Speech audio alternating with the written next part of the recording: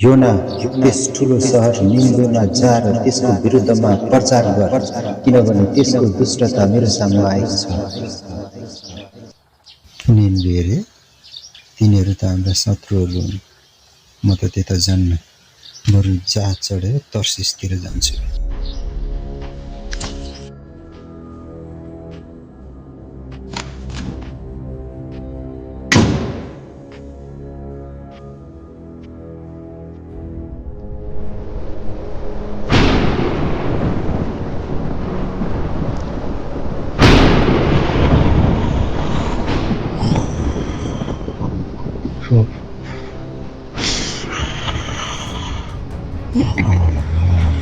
होइन, यस्तो बेलामा नि कसरी सुत्न सकेको मान्छे? ओ सुतेको मान्छे, उठ, प्रार्थना गर, हामी सबै नष्ट हुन लाग्यौँ, कतै बाँच्छौँ कि? ल आउनुहोस्, हामी चिट्ठा हालौँ। यो आदि साधारण होइन। कसको कारणले यो विपत्ति आएको छ हामी थाहा गरौँ।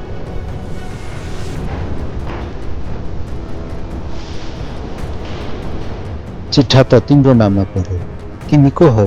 तिमीले के पाप गर्यौ? म हिब्रू हुँ। स्वर्ग र पृथ्वी बनाउने परमेश्वरको डर मान्ने मानिस हुँ। म उहाँको उपस्थितिबाट भागेर आएको कारणले यो सबै विपत्ति भएको हो। यो मेरो कारणले हो। अब तपाईहरूले मलाई उचालेर समुद्रमा फालिदिनु भयो भने यो आदि शान्त हुनेछ।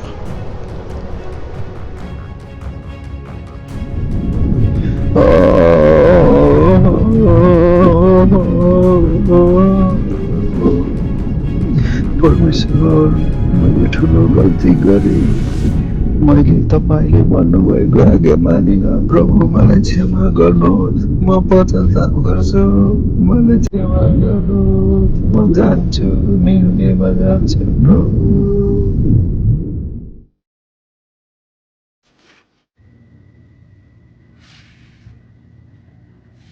धन्यवाद प्रभु, धन्यवाद। म निम्बे जान्छु, म अहिले नै जान्छु प्रभु।